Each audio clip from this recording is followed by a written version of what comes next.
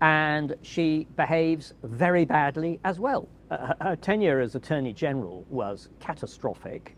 She invented law to justify and buttress her political views in a way that was untenable.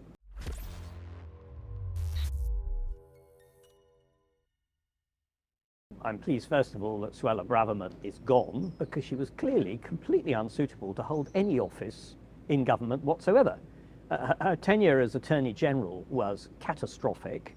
She invented law to justify and buttress her political views in a way that was untenable.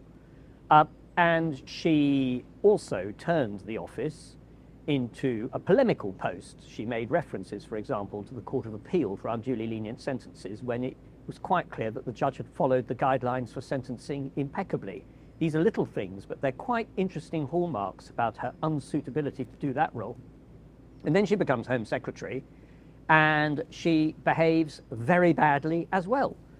She expresses herself about rough sleepers in a way that I think most right-thinking people would think is extraordinary, particularly as most people rough sleeping have got significant mental health problems.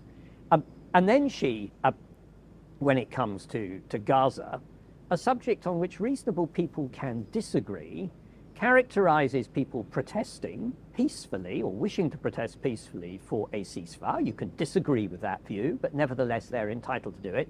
She characterizes it as a hate march in a way that inflames passions and may well have contributed to the presence of the far right, who in fact turned out to be the predominantly violent element on the day that the demonstration turned up and actually disrupted and came to disrupt the Cenotaph commemorations, and weaponized Remembrance Sunday, or at least certainly Armistice Day, in a way that, in my view, was completely unacceptable. So I'm pleased she's gone. But this is still the same party that gave Suella that position and gave it to her for so long. Were you surprised when she left? I was getting increasingly worried that she wasn't going to be removed. There was built up, was Rishi Sunak going to sack her on Friday, which really he should have done. But I can see now that, seeing he was engineering this reshuffle for Monday, including having seen Cameron in the course of last week, I can see why he delayed it until yesterday morning. But yes, I was worried. I thought if we really are going to end up with a political party where the Home Secretary is of this mediocre caliber and populist rhetoric, we are in serious trouble.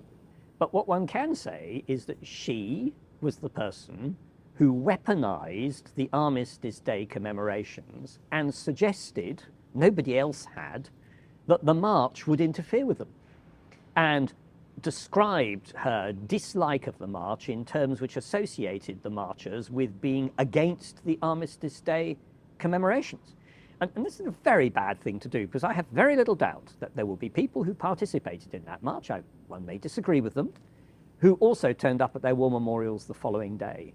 And to do that when the Armistice Day and Remembrance Sunday, which are not one and the same thing, it's important to remember that, are occasions for bringing people together, irrespective of their political views and background, in commemorating those who've died for our freedom, I thought was exceptionally unpleasant. But she's not the only person in government doing this. Again, she was appointed by the government and tolerated for a very, very long time. Do you think that her absence means that this is going to go away and that they're going to stop attacking the police? It's difficult to know, but there's no doubt that the right of the party, which has been so dominant and strident, and with key members in the cabinet, seems to me increasingly to be marginalised. Indeed, so marginalised that some of them are threatening to try and get rid of the Prime Minister. I think that's complete fantasy myself. But their marginalisation is a very good thing, because they have been immensely destructive. And when you look back on the record of Conservatives' government since 2010, ever since they started to become dominant, the Conservative government has been failing. Thank you so much for watching this interview with the former Attorney General, Dominic Grieve. Look, Byline TV, it's a totally independent media channel. There's no billionaires, there's no dodgy funding, and we've made hundreds of video reports and videos for the last few years exposing government scandals, things like the impact of Brexit on our society. And it's really expensive making this kind of content, you know, shooting, editing, reports. So we rely totally just on you. So if you could sign up at byline.tv, you get access to our feature-length films, our investigations, and you can chat to us and suggest future content you'd like us to make. Thanks again.